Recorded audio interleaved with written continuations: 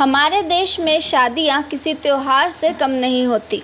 जिस तरह त्योहार की खुशी होती है, उसी तरह घर में किसी की शादी की खुशी होती है। त्योहार की तरह शादी भी धूमधाम से की जाती है। जब मनुष्यों की शादी इतनी धूमधाम से होती है, तो हमारे भगवानों की शादी भी कितने हर्षोल्लास के साथ होती होगी। ऐसा ही एक शादी का त्यौहार है मीनाक्षी तिरुकल्याणम।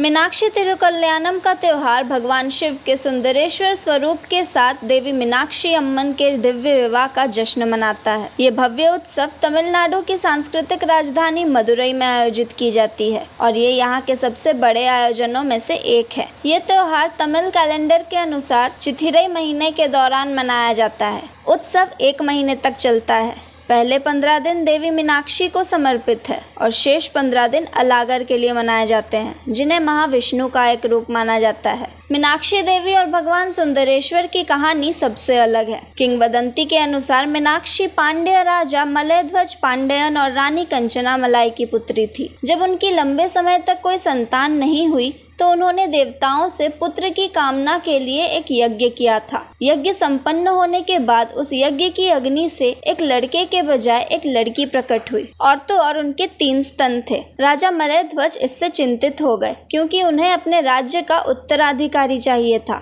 तब आकाशवाणी हुई कि ये बच्ची माता पार्वती का अवतार है। वे उन्हें सिंहासन के उत्तराधिकारी के रूप में ही पाले और ज्योतिषियों ने भविष्यवाणी की कि जब वे अपने पति से मिलेंगी तो उनका तीसरा स्तन गायब हो जाएगा। उसके बाद महाराज और महारानी ने उसी बच्ची को अपनी बेटी मानकर उसे पाला और उनका नाम रखा मीनाक्षी। मीनाक्षी का अर्थ है मछली जैसी आंखों वाली। देवी मीनाक्षी का पालन पोषण उसी तरह किया गया जिस तरह सिंहासन के उत्तराधिकारी का होना चाहिए। राजा मलयध्वज की मृत्यु के बाद देवी मीनाक्षी को मदुरै का राज सिंहासन सौंपा गया। उन्होंने अपने असाधारण युद्ध कौशल से कई राज्यों पर विजय प्राप्त की और उसके बाद वे स्वर्ग पहुंची। स्वर्ग पहुंचने के बाद उन्होंने भगवान शिव को देखा। भगवान शिव को देखने के बाद ही उनका तीसरा स्तन खुद ही गायब हो गया। तब उन्हें इस बात का एहसास हुआ कि भगवान शिव ही उनके होने वाले पति हैं। फिर उन्होंने भगवान शिव से विवाह का प्रस्ताव रखा। भगवान शिव भी मान गए और उन्होंने देवी मीनाक्षी को वापस मदुरै भेज दिया और कहा कि वे उनकी प्रतीक्षा करें। देवी मीनाक्षी भी मदुरै वापस आकर विवाह की तैयारियों में जुट गई। फिर 8 दिन बाद भगवान शिव सुंदरेश्वर रूप में पहुंचे और मीनाक्षी से विवाह किया। हर साल रथ यात्रा के समय मीनाक्षी तिरुकल्याणम का त्यौहार मनाया जाता है। मदुरै में देवी मीनाक्षी का दर्जा भगवान शिव से ऊपर माना जाता है। वहाँ के लोगों के लिए वे मदुरै की संरक्षक,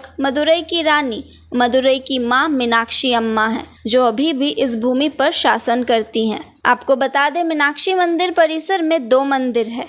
एक मंदिर मीनाक्षी मंदिर और दूसरे को प्रधान मंदिर कहा जाता है। यहाँ एक चित्र अंकित है जहाँ मीनाक्षी देवी के हाथ में एक तोता है जो कामदेव का प्रतीक है और दूसरे हाथ में एक छोटी सी तलवार है, जिससे ये दर्शाया जाता है कि आधिपति देवी मीनाक्षी हैं। जबकि दूसरा मंदिर सुंदरेश्वर देव को समर्पित है। यहाँ परिग्रहण समारोह में सुंदरेश्वर देव का हाथ मीनाक्षी देवी के हाथों में सौंपा जाता है। एक और जहाँ हिंदू धर्म में कन्यादान किया जाता है, वहीं दूसरी तरफ मीनाक्षी देवी मंदिर में एक अनुपम परंपरा देखी जाती है। यहाँ भगवान शिव का हाथ मीनाक्षी देवी के हाथों में सौंपा जाता है। हर रात सुंदरेश्वर को मीनाक्षी देवी के गर्भगृह में पालकी से ले जाया जाता है। इस दौरान दोनों दंपत्ति साथ रहते हैं, जिन्हें इस समय कोई परेशान नहीं करता। तो ये थी देवी मीनाक्षी की कहानी। कैसी लगी आपको हमें कमेंट्स में बताएं और देखते रहे धर्म संवाद। मैं थी तमिश्री। धन्यवाद।